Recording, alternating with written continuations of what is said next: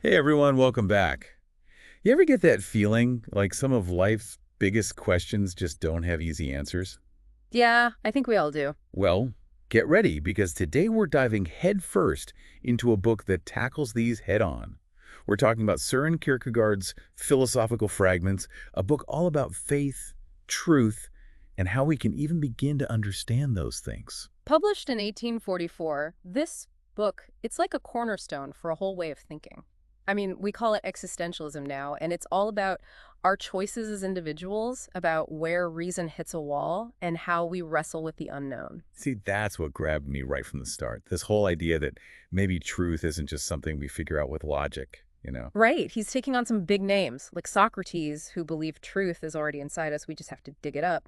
Kierkegaard is basically saying, hold on, some truths, especially about faith, you can't get there with just your brain. It takes something more, something he calls a leap of faith. Ah, the famous leap of faith. Okay, but hold on. He's not saying we just believe anything blindly, right? No, no, not at all. It's more like recognizing that our brains can only take us so far. Then we got to choose to embrace a truth, even if we can't totally prove it or wrap our heads around it. Can you give me an example of that? Like, how would that play out in real life? Sure. Imagine you're starting a business. You can do all the research, make a plan, but there's never a guarantee it'll work out.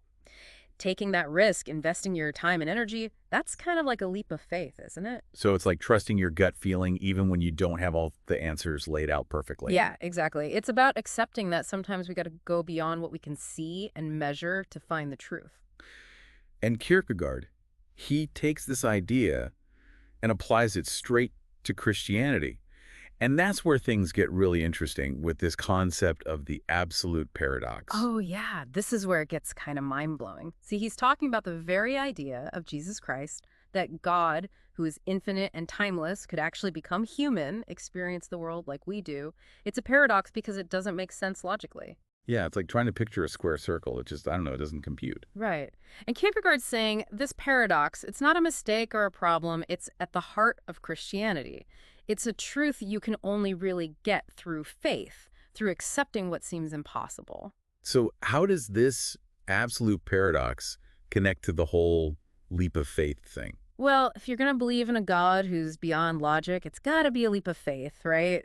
It's accepting that some truths, we can't fully grasp them with our minds, but they can still have huge meaning for us. So zooming out a bit, what does all this mean for us regular folks, people who aren't philosophers or theologians? How do these ideas actually show up in our lives? That's a great question. I mean, Kierkegaard makes us think about where our beliefs come from.